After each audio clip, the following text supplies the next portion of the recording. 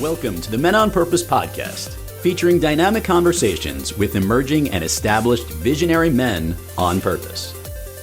Thanks for joining us today as we celebrate the men on purpose who are committed, creative, courageous changemakers, living their best, most fulfilling life possible.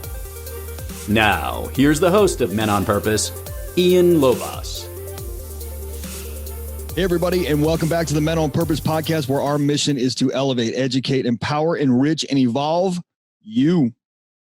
Like how I did that? Every time I say that, and it's like, oh, I'm going to empower, enrich, and all these other different things. But we are clear. Our mission is to evolve you as a human, however you choose to. We're presenting information for you to be able to do that. So today, we're talking about money on purpose. And my guest today is Ryan Clark. The dude is awesome. You guys are going to love this. And honestly, when I saw Ryan's bio come over, I have a lot of people that want to be on this show, and I'm very selective and very purposeful about who I choose to be on here, because obviously those 5 E's matter to me. They matter to you. So I want to make sure a guest matches up. And when I saw Ryan Clark's bio, I was like, wow, this guy's got some cool stuff going on. He's got a cool story. I'm going to read you some of his bio, but let me tell you about what we're going to talk about on this show, right? Everything having to do with money. Well, Ryan has a really cool company called Qube, with a Q, Qube, and it's a budgeting tool. It's like the envelope system, but advanced in online technology, and it's really freaking awesome. You're going to hear more of that at the end, but in the beginning, what we're going to talk about is everything around money. So habits, fulfillment, self-love, care, chasing dreams to become fulfilled, like all of us want to do, but only few of us actually do. Learning through failure, not living a life of regret, building the foundation of business and fundamentals, taking on challenges, financial planners, and the good ones and the not so good ones. And you'll hear my opinion on that. So you're welcome. Cash flow. Again, habits around money. We're going to talk about marriage, communication, money with kids, money in your relationship. No joke, we're talking about money. I promise you this is not going to be boring, because I don't like boring. If you listen to the show for a while, and even if you haven't, you can hear it in my voice. I don't like boring. I don't like plain Jane vanilla topics like money and politics. But I can tell you right now, I was entertained. I learned stuff. I wrote a ton. I know you're going to love this. So let me tell you a little bit about Ryan Clark. So early on, Ryan, he had found success with real estate. He was flipping houses when he was around 18, and then he became a mortgage broker because, he found that he really wanted to step into that business, because obviously those of you that have flipped, you're going to have some flops in there. And so he found that after being a mortgage broker, his true passion was teaching people about money. And that's one of the things in this episode that we're going to talk about in detail, is his ability to leave that job. He was making great money, right? Making great money in mortgages, but the ability to say, I'm not fulfilled. This isn't what I'm supposed to be doing. And take that leap.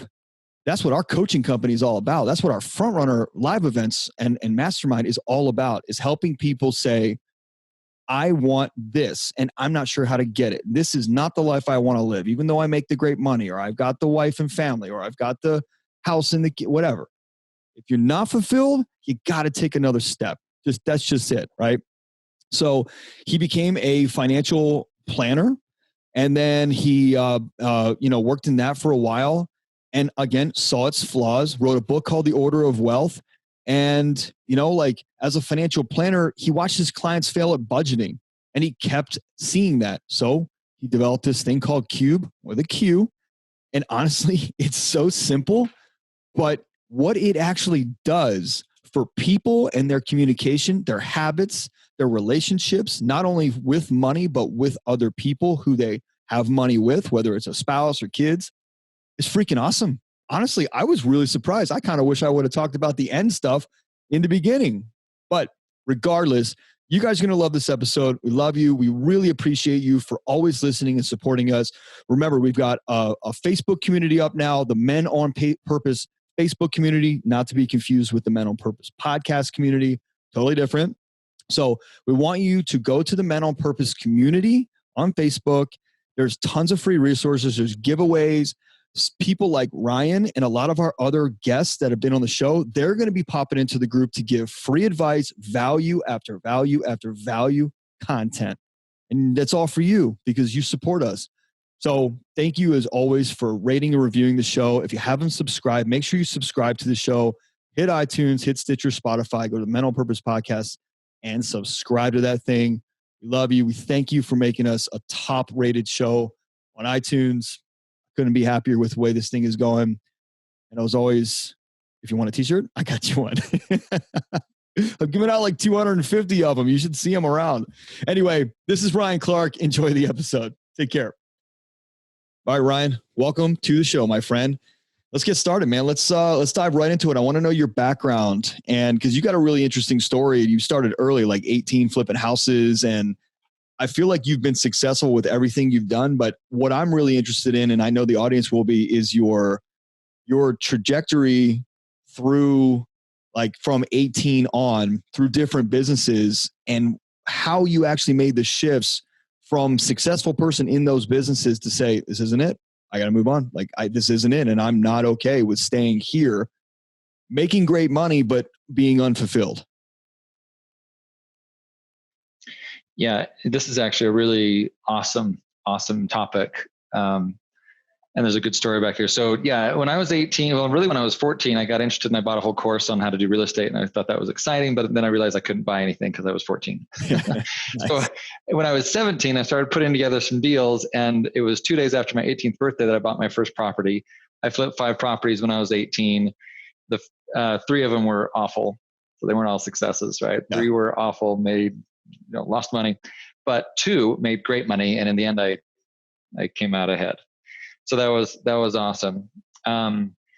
Eventually I got into mortgage brokering, mostly because I wanted to do my own deals, right. and I was flipping properties, and that was all great. But through that, I realized that I had this passion and love to teach people, to teach and to help them with money issues. And I loved learning about money and just how it works, wealth building, all these things.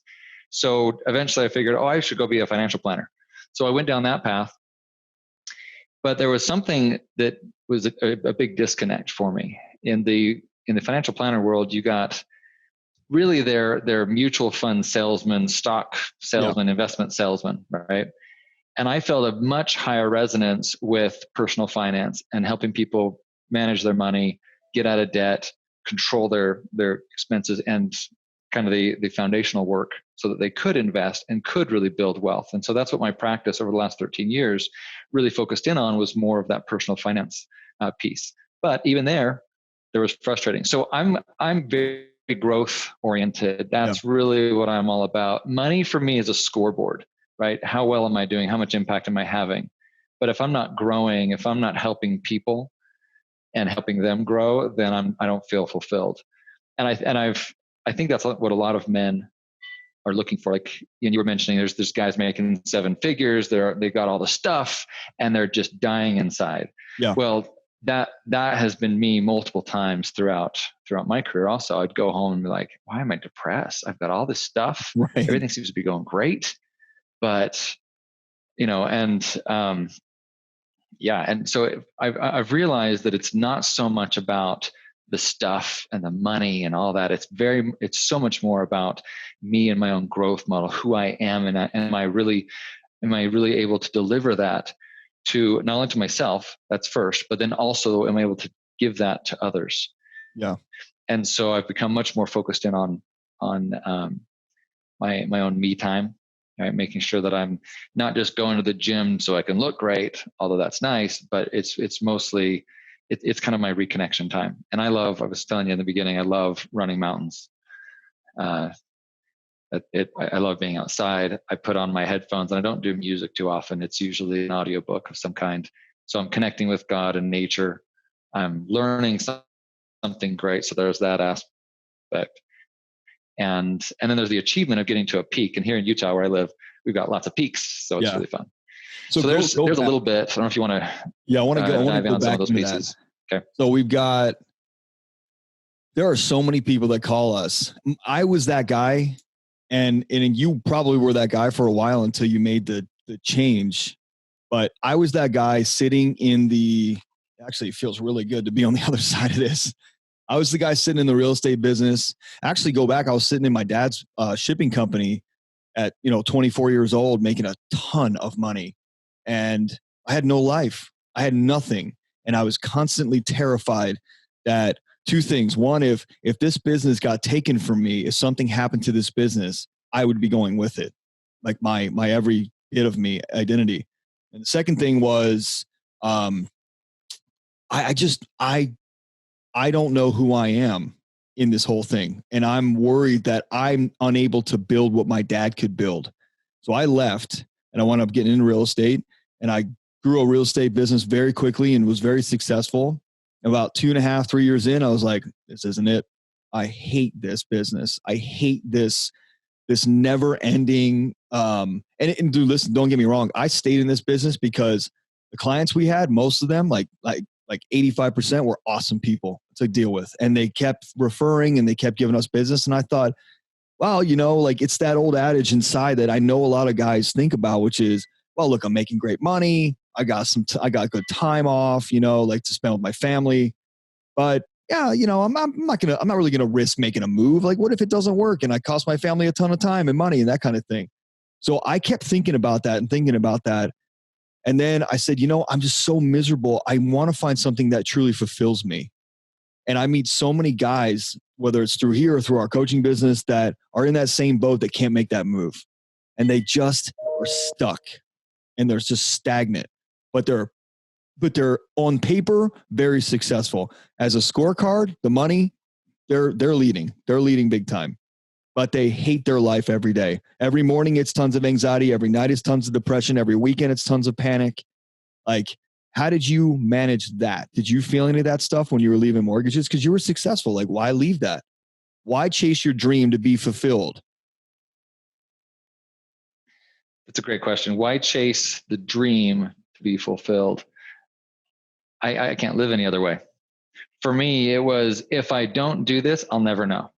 I know where I am now, but if I don't do this, I'll live a life of regret. And I couldn't do that. I couldn't stand myself wondering, what could I have become? Who could I have become? What could I have achieved? Who could I have helped if I would have taken that step, that leap of faith? So, so I've lived my whole life like that, where I've felt on a spiritual level, I feel like God closes doors and opens another one. And it's just been boom, boom, always. It's like, here's where you're supposed to go. Sometimes there's two. Yeah.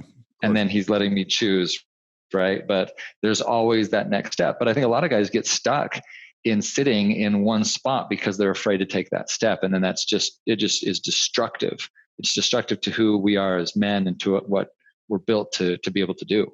Yeah. All right. Now, were you, like, when you were in the mortgage business, were you married with kids or anything like that? Or is it just you? Yeah. So, so at 18, I wasn't, but later on, eventually. So when I left, I had 3 daughters.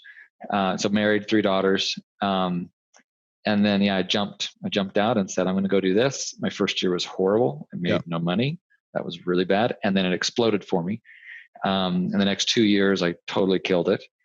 And since that time, it's been up and down as it is with any entrepreneur in building businesses and things. But it was me getting into the financial planning world. But what I loved is that it was all me. Like, for example, in the beginning, so that first step in, first year was awful. The next 2 years were incredible. At the end of that, though, I had built something really great, and another guy wanted to take it. And that's a whole story by itself. But what I came away from that in understanding was that, first off, the thing had grown so fast that I didn't have the growth that I personally needed. And one of the best things that happened for me was that whole thing ended, and I got to rebuild. And I got to rebuild and learn and develop more as a person. And so when I look back on that, it's like, that sucked, but look what it built in me as a man and as a person. I feel blessed, really, and grateful that those experiences happened, because I'm a better person. Yeah. And you weren't, what did you do with the fear, right? While we're talking about the personal piece within the business, which is, it's the only way to do this. You're never going to leave you. and go start a business. And I think too many people think that and they go, well, I deal with a little of this and a little of that, but I think I'll go make more money or I'll go start this business and it'll be okay because I'll just keep myself busy. But that's not the answer. What'd you do to get through fear? Like, what were your tactics? What were your disciplines? And like, how did you maneuver through that to keep yourself on track? 'Cause 3 kids is a lot. Yeah, there's 5 now, but yeah, wow. 3 was a lot then. Nice. We're done. 5, that's it. So what did I do? So for me, I do have this weird ability to manage stress. Like some guys, they get so riled up in the fear that they're paralyzed. And I've never been like that. I can handle the stress. And I think that the way that I do that is I always focus back on what are the fundamentals? Are the fundamentals of what I'm doing, of who I am, of what we've built here as a business, are those wrong? Are those bad? Is the foundation of what I'm doing, is it wrong? Is there something wrong with it? No. And so, sometimes we get all worked up over things that are big deals, but we make them bigger. Versus, okay, what's our next step? And a lot of guys would just hunker down and like crawl into their shell instead of, guys, there's no way forward except forward. We can't go back. We did that. We only can go forward. So there's a new challenge in front of us. Let's just take the steps. Let's go. It's hard. It's always hard. You're either it's going to be hard to do nothing because that sucks by itself. Now you're dealing with different problems, or it's hard to move forward and grow. Pick your heart. That's a good way and go for it. Pick your heart. Yeah. Something else that I think is really powerful, and I was mentioning this to you earlier, Ian. So this great book that I've been listening to, Wild at Heart, by John Eldredge. And you guys listening, if you haven't listened to John Eldredge, Wild at Heart, it's phenomenal. But something he says in there is that we were built for hard. Men are built to do these things. We're built to take on challenges. You look at the history, you look at the wars that we've fought, the way that we jump in and will save women and children and other men. That's built innately into us. He talks about the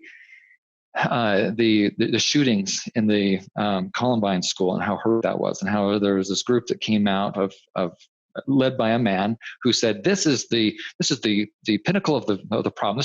These are all boys, and boys are bad, men are bad, and we got to change them. And so what do we have? We've got 30 years of society trying to tell us to be more like women. And what has that done? You got lots of issues that creates for us, and not knowing who we are. But what people don't realize, in that same scenario at Columbine High School, yes, it was men in there because men are naturally more aggressive. Sure, we're built that way because we're built to protect. And what they don't talk about in there were the boys that sacrificed themselves to let other people out of the room, that held the door open and then got shot themselves.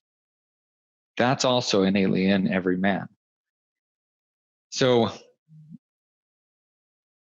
remembering that element of the power of what we have as men to preside, to provide, and protect. Those are the 3 elements also that I look at. Preside, provide, and protect. Those are also core to what it means to being a man. And a man needs a mission, right? And that's the core thing that drives him forward, to be able to do those things. It's not money.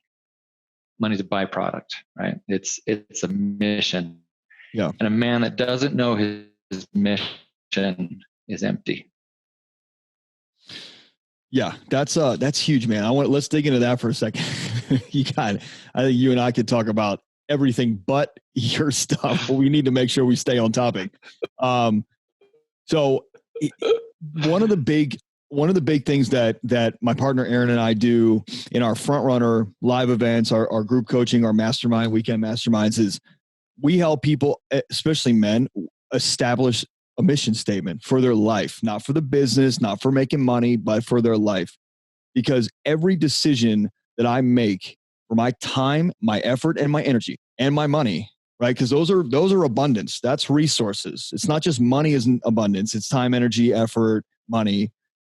Everything I make a decision on comes from that mission statement. That mission statement is here on my whiteboard. It's up on my fridge. It's in my car. It's in my bathroom. My wife, my wife and I use 2 separate bathrooms because it's a lot easier that way.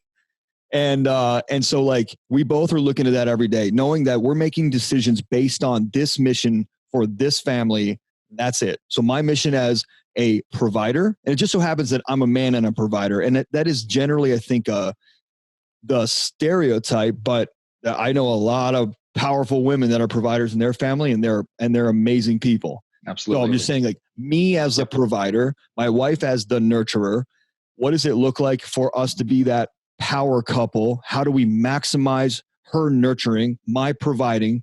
Also, how do I maximize my nurturing of her and her providing for me, which is a big one that we've, obviously we had to figure out.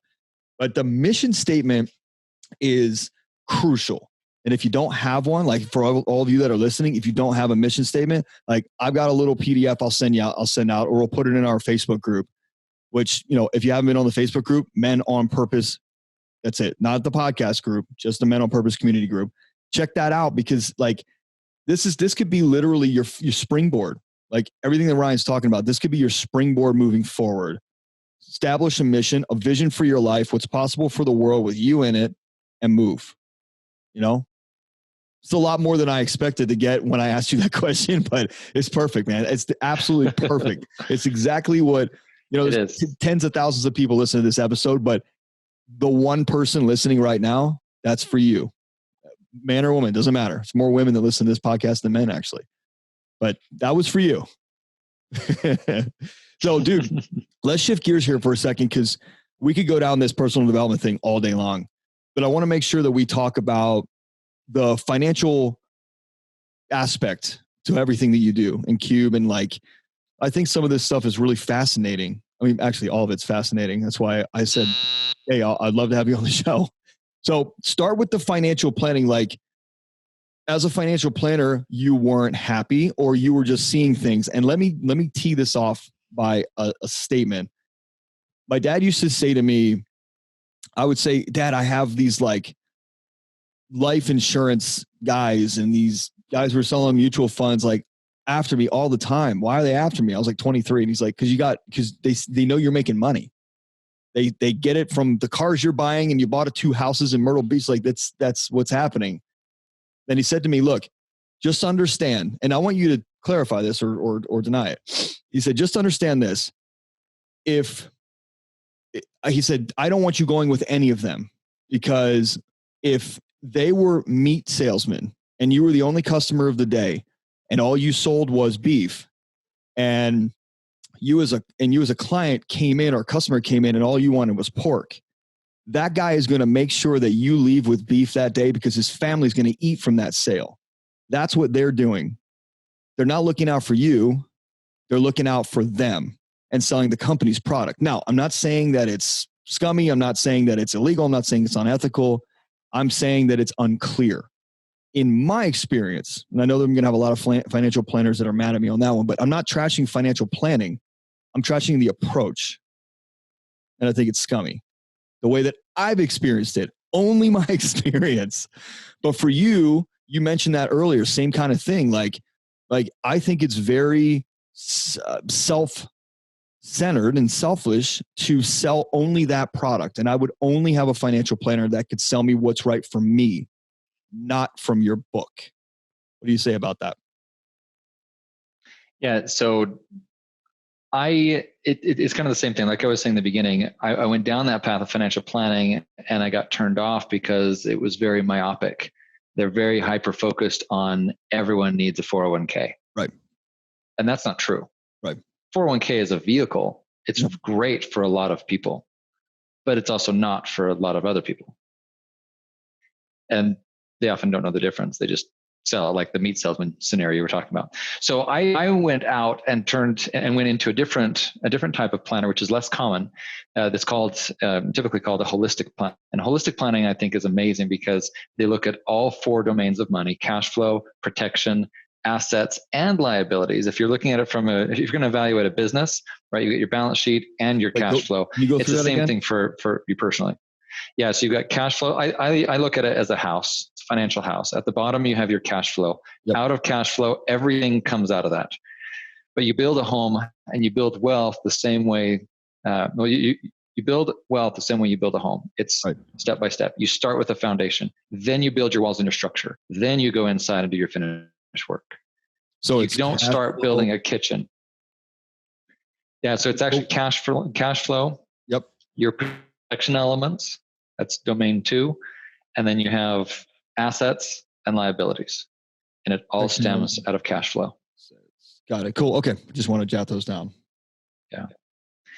Yeah. So the planning that I did was holistic planning, where I would look at all 4 of those and help people wherever they needed help. If they had a lot of debt, I would tackle debt. Most financial planners won't even touch that because there's no money in it. Yeah. But if that's what the couple needed or the individual needed, because I hate debt, it's the biggest drain on your asset building potential, debt, right? So I would do that. If someone had bad budgeting issues with their cash flow, that's a problem because it affects the entire house. So I would focus there. Most planners won't do that. They're just going to focus in on your assets, and usually just one sliver of that bothers me. And that's what you're getting at with the beef salesman. Yeah. Yep. So yeah, holistic planners. Anyone listening, find yourself a holistic planner. Not all insurance agents, but some are trained in this because of the nature of insurance, where it's protective first. So there's a lot of insurance salesmen that are trained in that discipline, and they're really, really good. Not all, but they're really good that way. Sure. I mean, but that's any industry has the greats and the majority, which are not great. So I always tell people, and by the way, let me just make a clarification for anybody that's listening that has a financial planner. We're not saying that it's wrong or that you should switch. We're just saying be more aware, the more educated and aware you are and clear you are on what it is that you need. Yeah. If you're not being educated by your financial planner, but I can say the same thing for real estate. I tell people all the time, you're only looking at the best or maybe 15 to 20%, maybe. If you're dealing with one of the 80s, they're not working in your best interest. That is clear because I've been in this business for a long time. It is very clear. They are opening doors for you, and they are pushing some buttons on a computer to get a pre-filled contract out to you. That's it. I think the financial planning industry is kind of the same thing when it comes to the big boys they're just recruiting the hell out of salesmen. Yeah. So we're just educating you here, right? The 5 commitments: elevate, educate, empower, enrich, and evolve. We're just helping lift your awareness today. That's the best part. So then are you still holistic, or did you switch again, or did you evolve out of that? No. So where I went is I was actually writing a book called The Order of Wealth. This is about 7 years ago. And some of the core concepts I've just shared, that financial house concept is part of that book. But it was through that process. So here again, doors opening and doors closing, right? It was through that process that I became very frustrated because I really didn't have anything unique or powerful or life-changing for the cash flow piece. And I really wanted something. So I finished the book, but it just nagged at me because I was like, I need something here. And then I was working with a new client out of Texas, making $250,000 a year.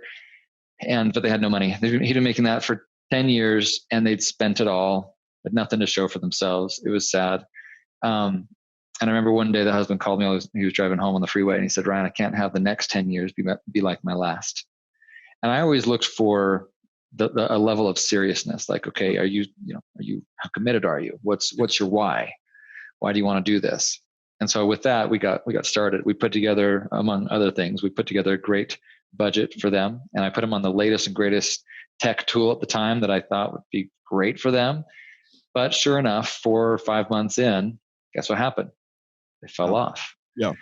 Because the environment of banking is not designed to enable financial principles. Sure.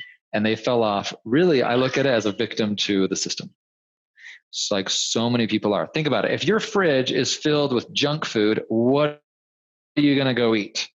Probably junk food, right? Uh-huh. If your fridge is filled with healthy stuff in good portions and everything, what are you naturally going to eat? Healthy stuff. True. Because by nature, by nature, we're all lazy, and that's not a bad thing. It's an efficiency thing. There's only so much energy we can expend a day. We're trying to do as much as we can and trying to figure out food all the time. That's another thing to do. So we're going to default back to whatever's easy. The banking system is that junk food fridge, or it's just an empty fridge. There's nothing there at all. Yeah. But anyway, but the environment, I'm talking about the importance of creating the proper environment for your money. So it was out of frustration doing the book and then this couple, they were the final straw that broke camel's back, right? That whole thing. That caused me to want to make a difference, to want to do something. I knew what I wanted for this couple, but the system didn't exist. The technology wasn't there.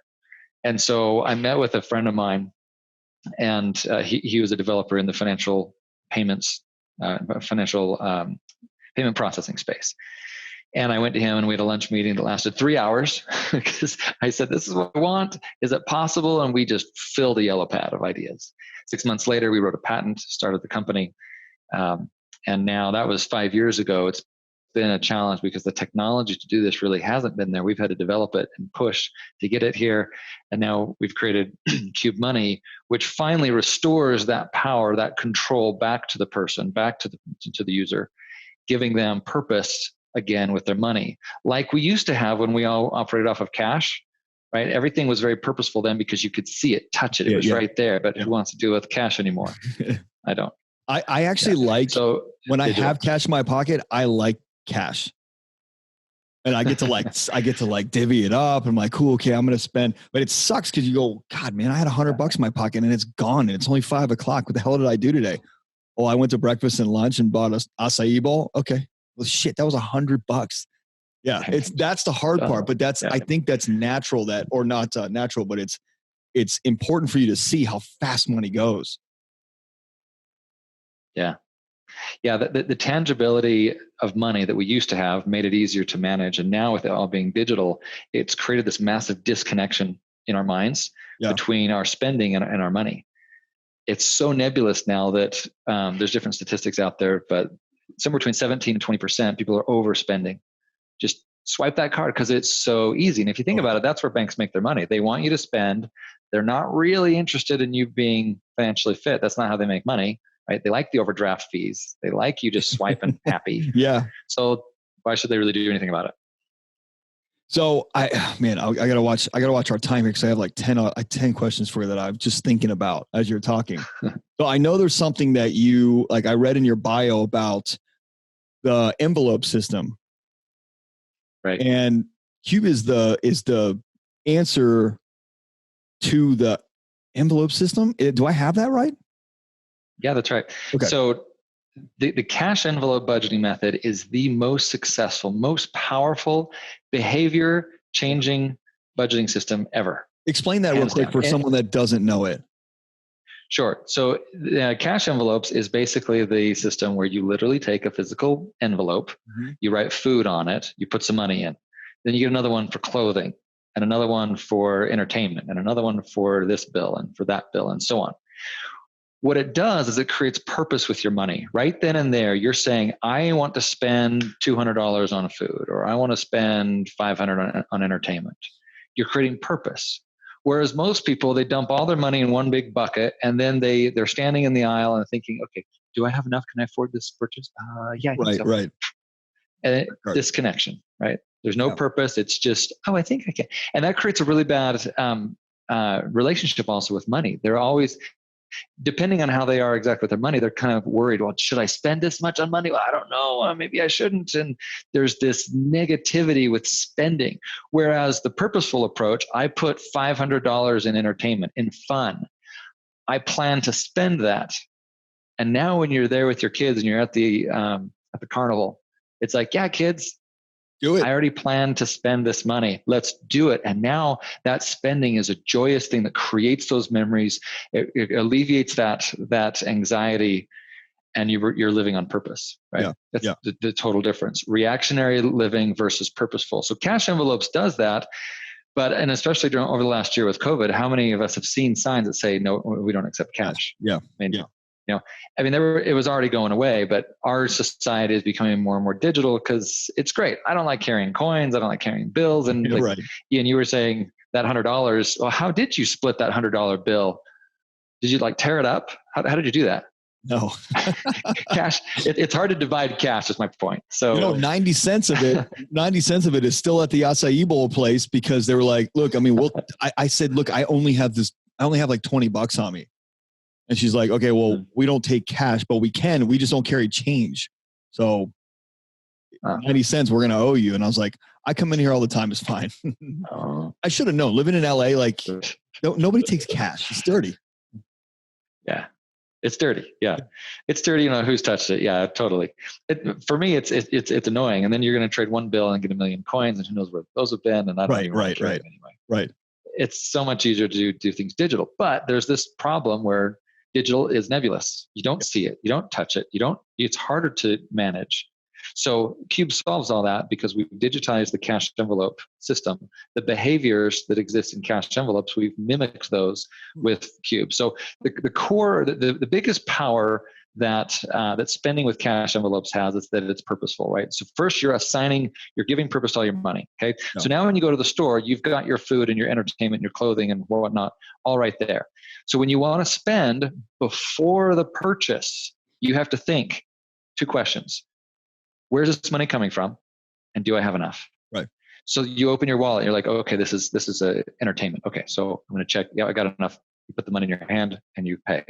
All of those little actions that we do mindlessly or just that we can do quickly, that's all part of the immense power of cash envelopes. Qube works the exact same way, except you get out your phone, you just tap on the Qube you want to spend from. Now the money loads up onto your card. If you just swipe your card without making a choice, there's no money there because you have to make a choice first. Oh, interesting. And by making choice before the purchase, that's where we get purpose and a purpose-filled life. And you're cognizant and purposeful. All right, that makes sense. It's simple enough. Yeah, exactly. Let me ask you something in terms of it's really easy. It's really fast. So like, for instance, that person, I run into this all the freaking time. Somebody says, yeah, man, I want to lose like maybe 25, 30 pounds. And I go, cool. Well, why don't you just change your eating habits? And they go, yeah, it's not that easy. And I go, well, it actually is. It's a choice. Every time you put something up to your mouth, you have a choice to open and put it in. That's a choice.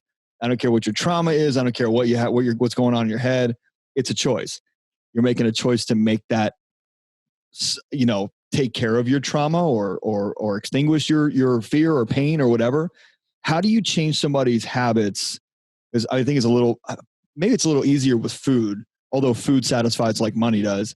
How do you change someone's habits? Because like the couple you were talking about that was making $250 and spending $250, their habits were off, and like, does Qube help solve their habits and change the habits of money, the thought processes and the actions with money? Yeah. So if you want to answer that question in depth, the best book I've found is this one right here. James Clear. You may have heard of it. Atomic Habits by James Clear. Yep. Powerful book. This thing is my second favorite book ever. But he'll go into it exactly. The cool thing about it is that all of his steps, without me knowing about him in the beginning, all of those steps to create a new habit, to get rid of old habits and create new habits, every one of his steps exists in Qube Money. I didn't know that. Love that. One day I want to connect with him. But the core thing, and this is something he talks about, is you do want to change your environment. If you can do that, so there's the sheer willpower of just trying to do something, and we know that always fails because that willpower is going to end at some point. That's why people get onto budgets and they're like diets, right? They only last as long as the willpower, and then it falls off. The thing we have to do, if you want to become a healthy person, you need to change your identity and then change your environment. If you're hanging out with people that are not healthy, maybe change who you're hanging out with. Go to the gym, maybe get a different friend group. But if that's serious to you, also change your identity. Start telling yourself, I am a healthy person. Yeah. And now your decisions, the choices you were just talking about, Ian, those will come out of that identity. Yep. Does a healthy person eat this burger and fries every day? No. Easy. I mean, easy enough. You start telling yourself, yeah, it seems that way, but a lot of people say, oh, and they're staring at the burger and like, oh, I got it. That's way too late. And it's the same thing with money. If you want to become financially fit, if you want to change how you work with money, you need to change your environment. Qube does that instantly. As soon as someone joins with Qube, their environment is now changed because the system itself operates differently. If you want to spend, you have to tap and swipe.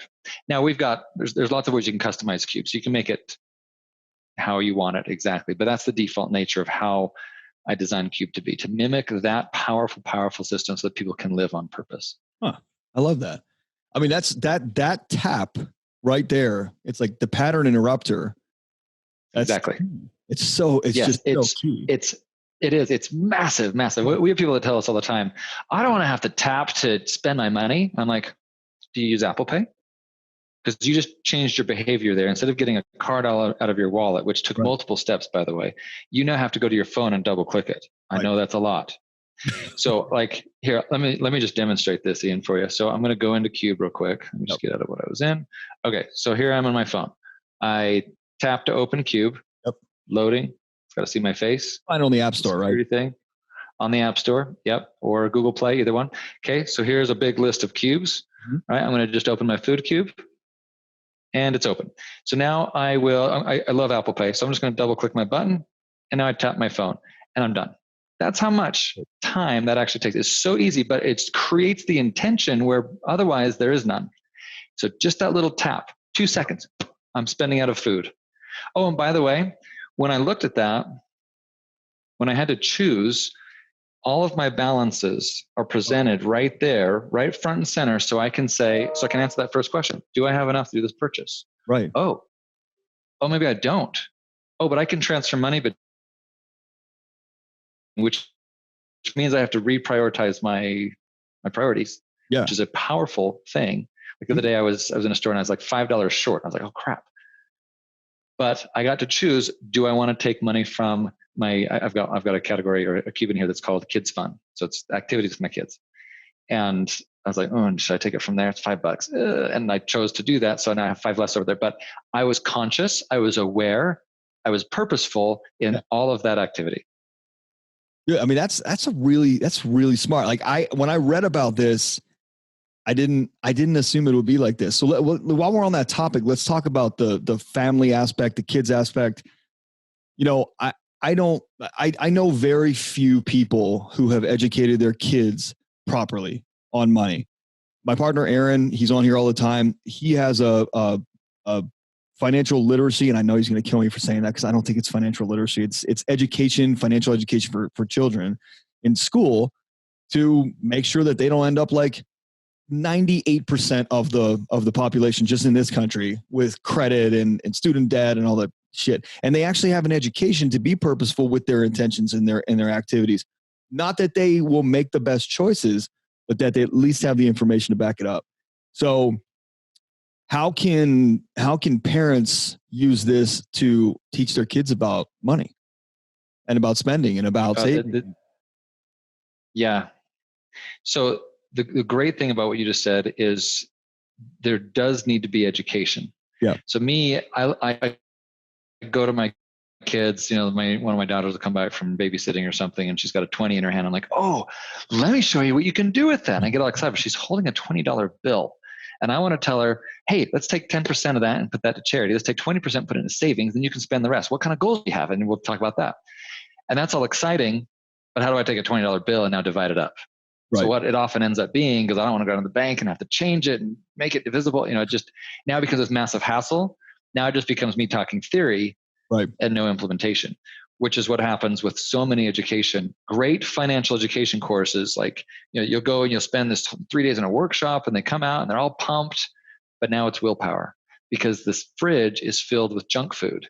The environment of money hasn't changed. They're still operating out of the same financial environment. So Qube changes that. So to your partner, I would say Qube will implement what he's teaching.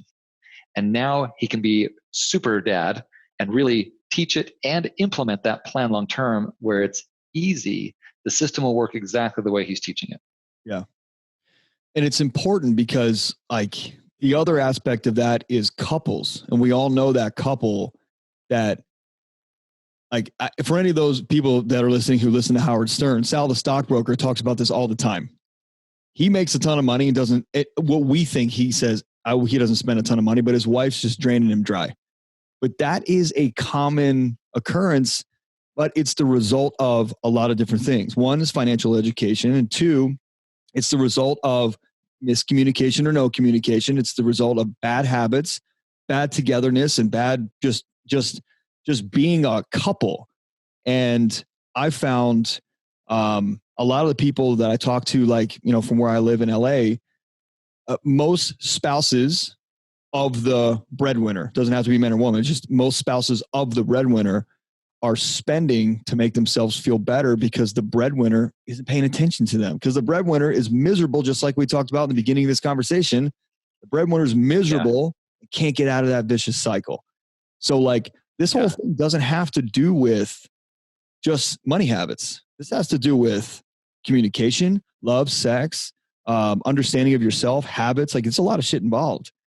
This thing could actually interrupt some serious patterns. It's not going to fix your communication with your spouse, but it would make communication about money easier, for sure. So like how do couples, with and without Qube, like how do couples sit down and actually start to have conversations about money? It's always easier to just let somebody spend than try and reel them in.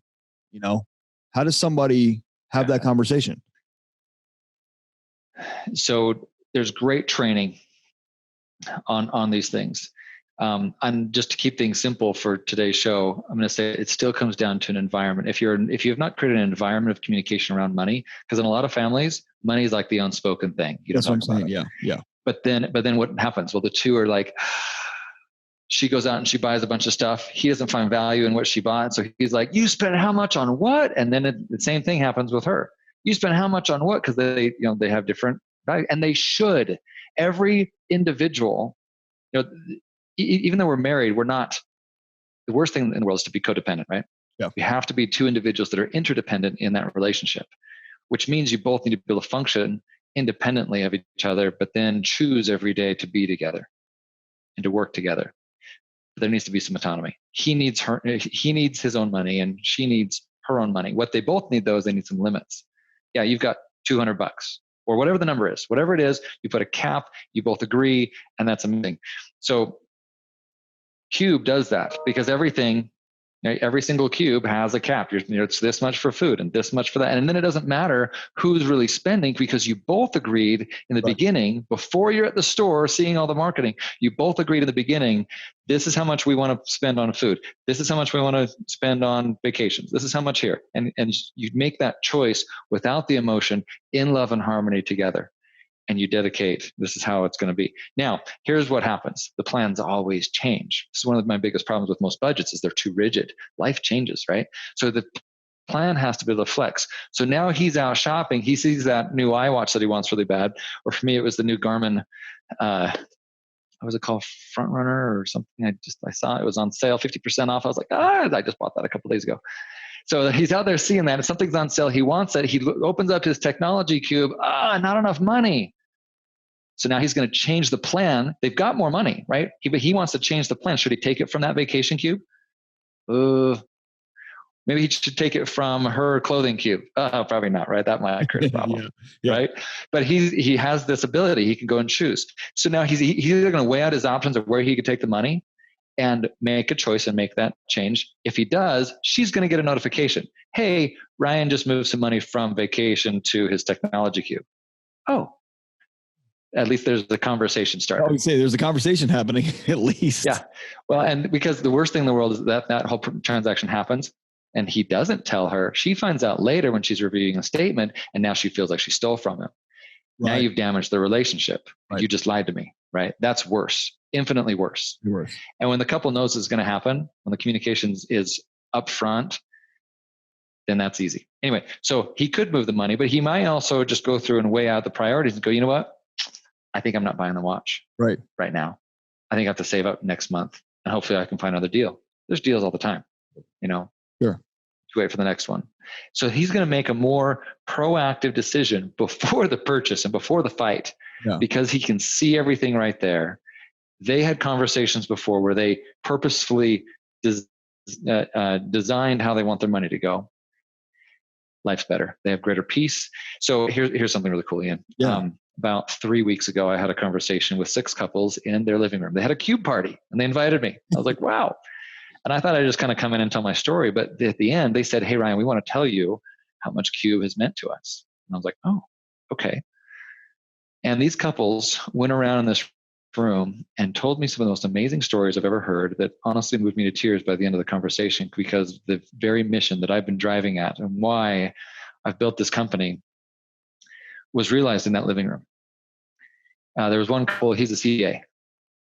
And she, every single month, felt like the biggest failure because she couldn't stick with the plan that he had designed.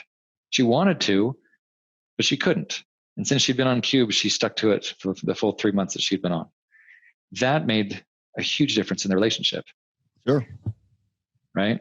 There's another couple that talked about how their sex life has improved because the relationship is better, their communication is better, they trust each other, they're more on the same page. That's amazing. And around the whole room, one couple talked about how the kids are seeing it and how it's impacting even the kids. Just those kinds of things, those are huge to me. We have, as part of our mission, we have a goal to influence the divorce rate in America, to lower it by 1%. And through the environment changes and the communication and these types of things, we believe that's possible. Yeah. I mean, so it sounds like it, man. That's a lot of what we're about. That's awesome. I love that. I learned that. We all learned that through that. Like I get pitched 100 guests a week and I'm like, how do I ensure that it is going to be a very on purpose conversation to do my 5 E's for this audience? This is like, shit, I wish we would have talked about this in the beginning now, because we could do this so much. Like when you were saying that, even before you told the couple stories, I'm thinking, wow, this freaking app, like it can save a marriage. Because I grew up in a household, and I don't care if my parents are not happy that I'm talking about this, but I grew up in a household where my mom was programmed with a very strict mindset of scarcity, even though her father had some money. Very strict mindset of scarcity. My dad had a very abundant mindset, grew up in a trailer in West Virginia and then moved to Baltimore. And then he had a very, very high risk tolerance, an entrepreneur, like took huge risks and made great amounts of money. That didn't mix. What didn't mix at all was that they didn't communicate about it. It was always an ask forgiveness kind of thing, because to my dad, my mom would freak out at anything, literally anything. I remember my dad brought home in 1999, my dad brought home a brand new BMW M3. I still have that car. And my mom, I thought my mom was leaving that day. I mean, it was like the apocalypse was coming and she had to pack her bags. I mean, she was so upset. And I realized then, like, I didn't get programmed like that, because my wife and I are very clear. We go through our money every month. My wife runs the stuff. We are very clear in communication. But like, I learned that. And then I have other people in my life, and I definitely won't mention them, that they don't communicate whatsoever. There's no understanding of where the money is, how much money there is. There's no retirement, nothing. And it leaves the spouse in total panic, freak out mode about money at all times, And I get to watch that from the outside and look at my relationship and say, you know what? It's, I think we're doing pretty well. Now, what I'm thinking is, because I travel back and forth from the East Coast to the West Coast a lot, is I think instead of my wife going through the card statements with me and saying like, hey, what is this? What's that? This actually could help me. Like, I'm leaving for LA on Monday. And I could have a little Qube system and load up money in it and go, all right, great. So now I have to be cognizant. I can't just be like, yeah, I'm going on a business trip. I'll business this, I'll business that. Oh, here we go. I always ask her, like, what's the budget? And she goes, just, what the budget is, just be around that. But in my mind, I can't keep track of a 3-week trip. It's not like 2 days. So that doesn't cause any turmoil. But I think us sitting down and saying, cool, what's a 3-week budget? All right, $1,500 for your food and, things like that. Cool. All right, load it up here. I know you need to buy 2 new pairs of jeans. I know you need to get a plane ticket, get a Toro car, and you need to eat for 3 weeks. All right, let's up your budget a little bit more. Here's your Toro car budget. When I go on Toro and I look at all these different cars, I'm like, well, it's only $10 more. It's only $8 more than that. It's only $9 more than that. If I had the budget set, like, honestly, if she said it for me, I'd be like, cool, I only have this. So these are the 10 cars that I can choose from. I think that would be so much more efficient. Forget about like our communication is there, but the efficiency for us to not have to like talk for 4 hours of like, well, Mayor, can I get this car? Mayor, how about this car? It's only like $5 a day. Well, Mayor, can I stay in this Airbnb? It's a little bit better. It's a little bit hot. Like she could literally say to me, no, that's your budget. You can blow it all in the car, blow it all in the house and starve to death. I don't care. It's your call. And now you've got you're now more empowered. More empowered. That's exactly right. Dude, that's so cool. I love that you're doing this. You really are a man on purpose, man. Like that's so awesome. Your trajectory, your path in life has led you to a thing, creating a business that like literally can save relationships and educate people and have that pattern interrupter. Dude, it's so cool. I love it. And thank you for quitting your jobs along the way to pursue your dream. That's big. That's huge. Huge. Thank you. Yeah. That's to be celebrated.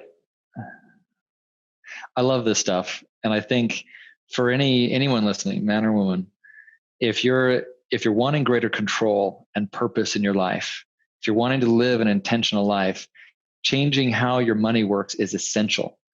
And Qube makes it easy. That's what the whole system's been designed to make that easy, to be totally in control, intentional, on purpose.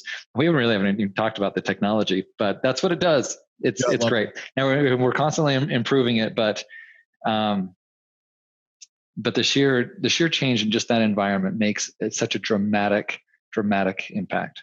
Yeah, I see it. I honestly see it. So tell everybody as we wrap up, where can they find Qube? It's Q.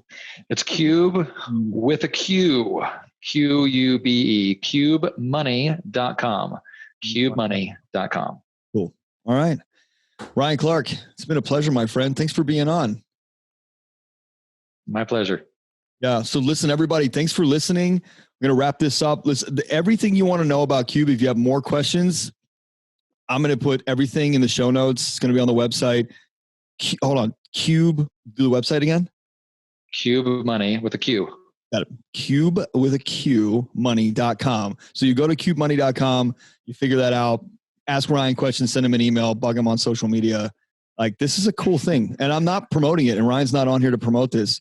I chose to have Ryan on because I thought this was really cool, and I thought it could be very purposeful and helpful for our audience. So, all right, that's it. That's a wrap. Let's, there was one thing I wanted to ask you, and I freaking blanked, and I didn't write it down.